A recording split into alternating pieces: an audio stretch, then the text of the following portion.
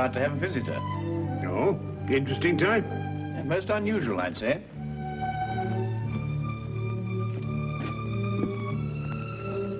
I don't see anyone. My dear Watson, the street is hardly deserted.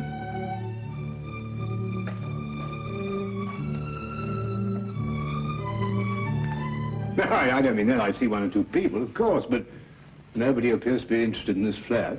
Watson, for the past 5 minutes, that young man has been summoning up courage to call on us. He's vacillated between doubt and decision, fear and fortitude. At last, fear is conquered. Fortitude is the victor. Well, I suppose you've deduced the whole thing. Who he is, what he wants, where he comes from. As a matter of fact, I haven't the least idea. But with so unusual a client, I fully expect a most unusual case. If he comes here. Wait.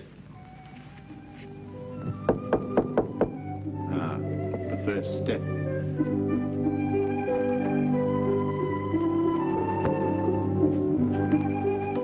Is this Mr. Holmes' flat? It is. Won't you come in?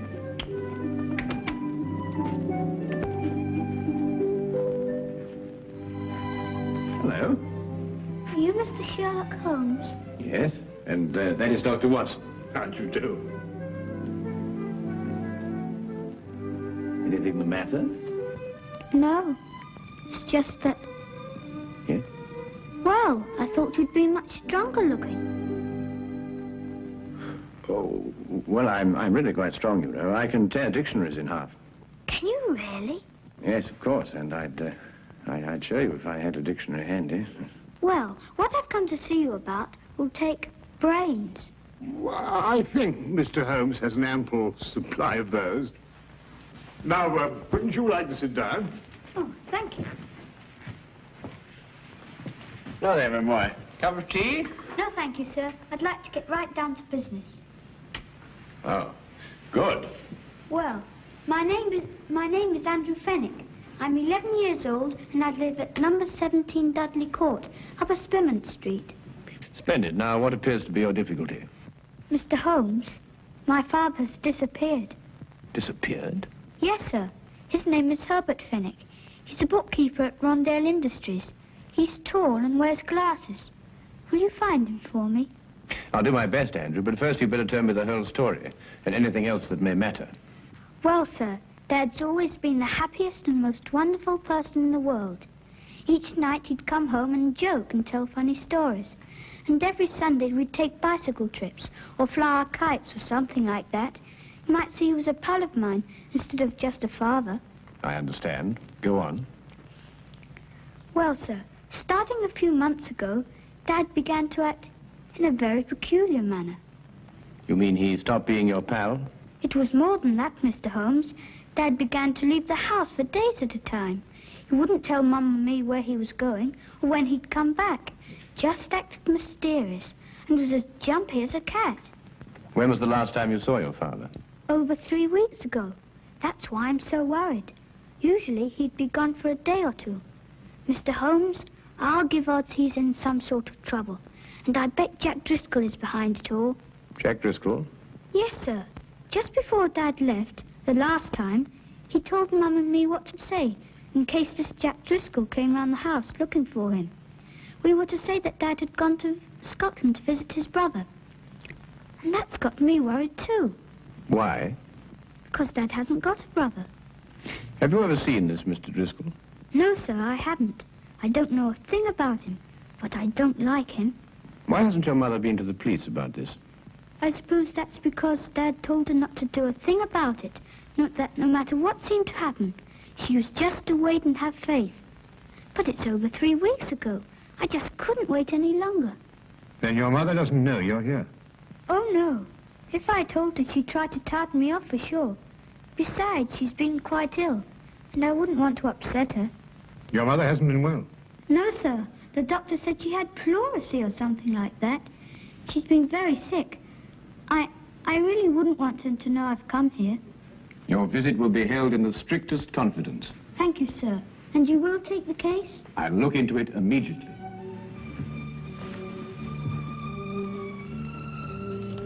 I hope this will be enough to retain your services. Oh, well, no, that won't be necessary, Andrew. But I insist. It's £2 6 shillings. It's all my own money, and I saved every bit of it. Now, I think you'd better hold on to it. Perhaps you can do me a good turn someday. No, sir. A business deal is a business deal. Pay on the line and no welching on the dips, I always say. Very well, Andrew. It's a deal. But £2 6 shillings is far too much. I'll settle for £1. Really? £1 enough? Quite enough, Andrew. Thank you. Thank you, sir. I'll let you know as soon as I hear anything, Andrew. Goodbye, my boy. Bye, sir. Well, Watson, we'll find that boy's father if you have to search every gambling den in England. Gambling den? Yes, didn't you notice his clothing? Well, I suppose so. Nothing extraordinary there. On the contrary. The shoes were most expensive, but the coat was threadbare. The trousers came from the best haberdashery, and the cap was ancient, attesting to the father's streaks of good luck and bad luck. Yes, but that's not sufficient evidence to label Fenwick a gambler. Quite right, but there were other indications. Young Andrew's speech, if you may recall, was sprinkled with the peculiar jargon of the gambler. Such terms as touted off, I'll give you odds, and welching on a debt. The boy obviously learned from his father. I see. Further, I'd say the man's mysterious trips were to various sporting events held outside of London. Horse races, dog races, and so on. Yes, Holmes, but why should an apparently contented man like Fenwick suddenly turn to gambling? Well, my guess is that the mother's serious illness created a heavy drain on Mr. Fenwick's slender financial resources. He probably hoped for the gambler's classic killing. Well, Holmes, you've certainly answered everything. I'm afraid not, Watson. 2 questions yet remain unanswered. Where is Mr. Herbert Fenwick? And who is the shadowy Mr. Jack Driscoll? Where to, Holmes? To Inspector Lestrade's office. In this particular case, he may be just the chap to help us. Now, that's what a gambler would call a long shot.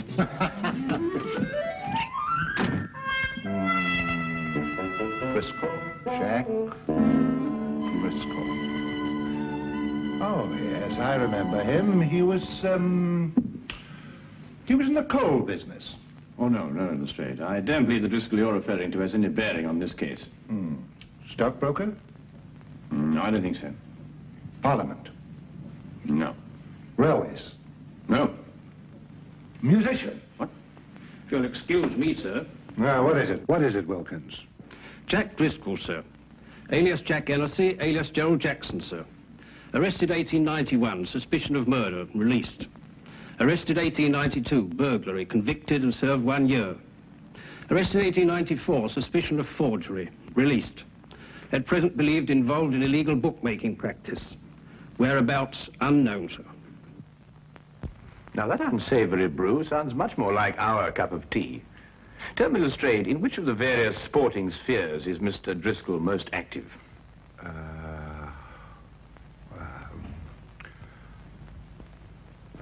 Rumour has it that Mr. Driscoll is concentrating his efforts on prize fight matches, sir. Well, thank you very much for your assistance, Inspector. And you too, Wilkins. Good afternoon, gentlemen.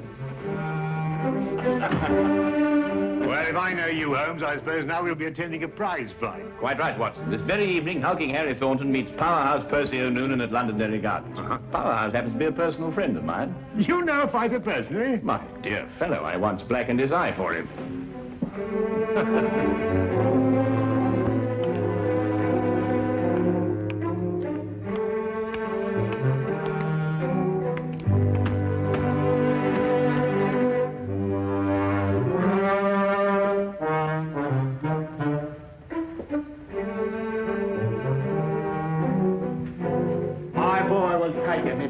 Because he thinks. That's the kind of fighter I like, a fighter with brains. A very good combination, Mr. Finnegan. The best. Sometimes you makes a mistake. You sees a fighter what? It's hard, and you think maybe you got a champion. But if you don't think, nothing. You understand? Oh, yes, perfectly. Tell me, Mr. Finnegan, have you got... Excuse me. It's time Percy got started now. You can take him up now.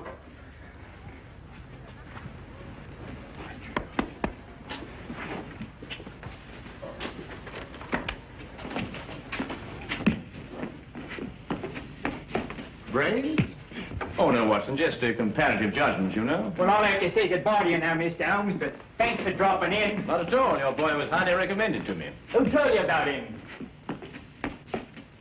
Herbert Fenwick? Who? Herbert Fenwick.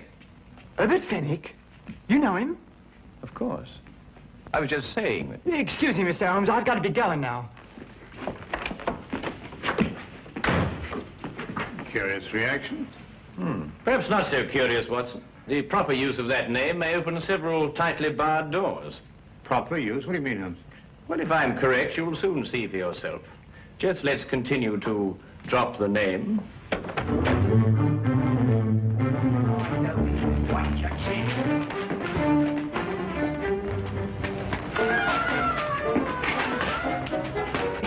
That's it now. Hold it. Hold it now. Keep your eyes open. Right.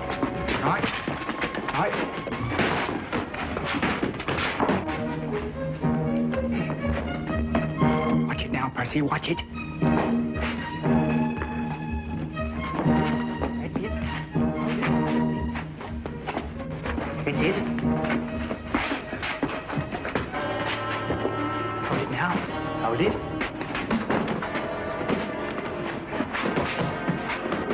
That's right. Keep your eyes open. Keep your eyes open. Now! I tell you to keep your eyes open. Get up!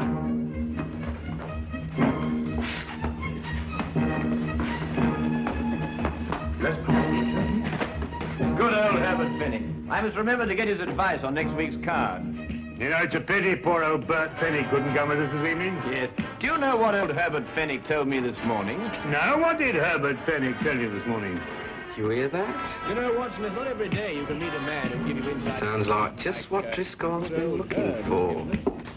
I told you that they met it. You remember I said... What are you waiting for? ...that we met a chap like... Don't like taking them either. They might get roughed a bit later, then somebody says they saw him leave with us. Do you think the street would be any better? You know him? Mr. Holmes, the big one is. He knew Percy. Didn't catch the other bloke's name, but he looks like a fighter I used to know. Got the sack for using unfair tactics. I figured he was a bad one. Got a nasty look about him. Well, if he tries anything, don't expect any Marquis of Queensberry out of him. Use some of your own tactics. Righto. Get to it now before the Upson leaves. Let him know we mean business right from the outset. Stand by, Watson. I think we shall have company in a moment.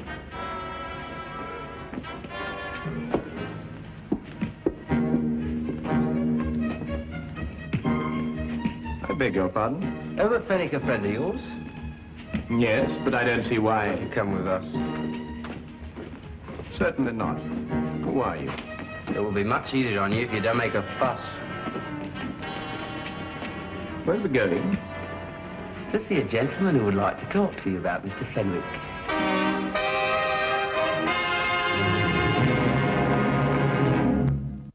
All I want to know from you is where you saw Fenwick last.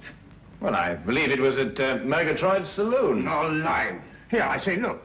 Fenwick wouldn't go to Murgatroyd's. Maybe the Green Man or the Houndstooth or the Brass Goblet, but never Murgatroyd's. There isn't too much money. Well, Mr. Driscoll, you've been to a lot of places today. Perhaps it was one of the others. How do you know my name? Well, You were pointed out to us. It seems you're quite a well-known figure in certain circles.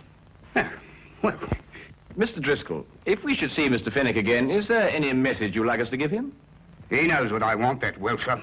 Oh, he's in debt to you, is he? Over £1,000. I'm not winning any longer to collect. If I get my hands on Fenwick, that'll be the last of him. And that goes for you, too, if I ever find out you helped him in any way. Now, get out of here.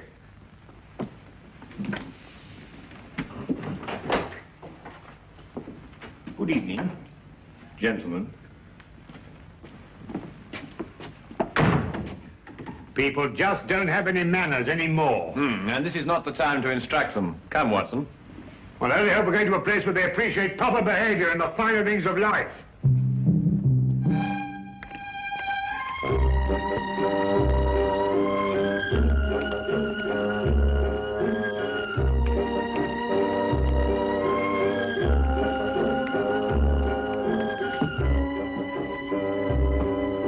Oh, sorry, Governor. Not at all, sir.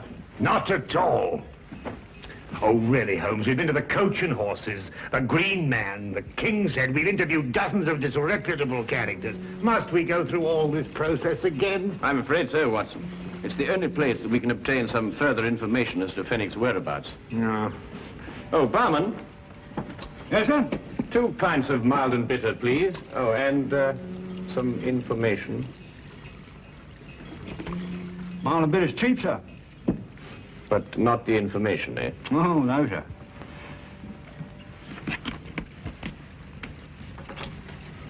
Herbert Fenwick. Oh, him, poor chap. What do you mean? It was along here not a few weeks ago. We were talking confidential like. Told me he booked a passage to America. Too bad he won't be able to use it now. Oh? Why not? Let me say you haven't heard. No. Fenwick's dead. Suicide a few hours ago. But how? Where? He rented a room not far from here. And he went down to the Thames and threw himself in. Left a note saying he was in trouble, couldn't go on. Let's see. Have they found his body? Oh, no, not yet. Only his hat floating in the water. Poor chap, wasn't a bad sort of a chap, you know, but gambler. Had a run of bad luck. Come, Watson, we must hurry, or Fenwick's luck may turn from bad to worse. Bad to worse, he's dead.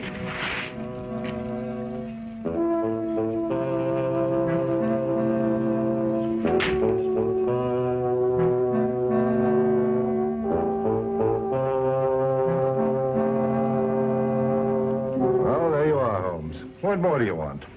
The body. Oh, we'll soon find that. There's no doubt about that. The river patrol's dragging the Thames already. I assure you, Inspector, Herbert Fenwick is still alive. Then why should he write a suicide note? Surely the question is, why should Fenwick write a suicide note in such explicit detail? Listen, this is a terrible thing to do, but I have made up my mind. It is the only way to end my difficulties. Today at 6 p.m., I'm going to the Thames. I will jump from the Hertford Bridge. Forgive me, but have faith. Signed, Herbert L. Fenwick. No, Holmes, I can't follow that line of reasoning. Then perhaps this may convince you. Take a look at that hatband with Fenwick's name on it. You'll notice that it's absolutely brand new.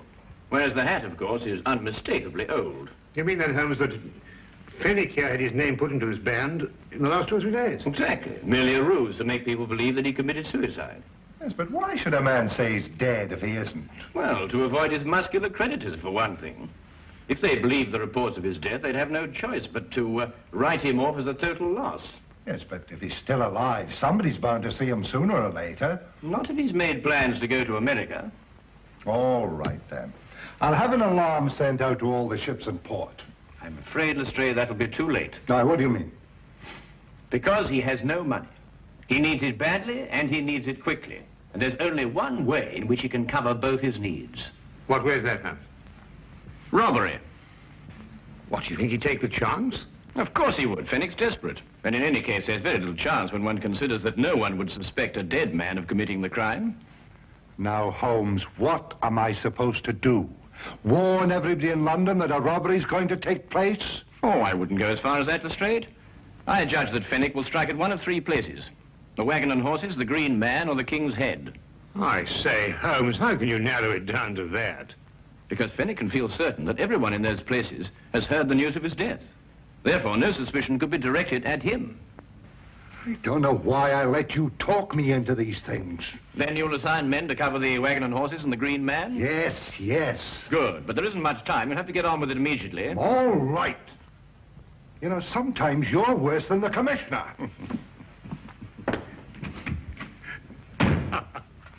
Tell me, Holmes, what about the King's Head? Ah, that will be our little project, Watson. But first, I want you to carry out a mission of the utmost importance. Now, listen to me closely.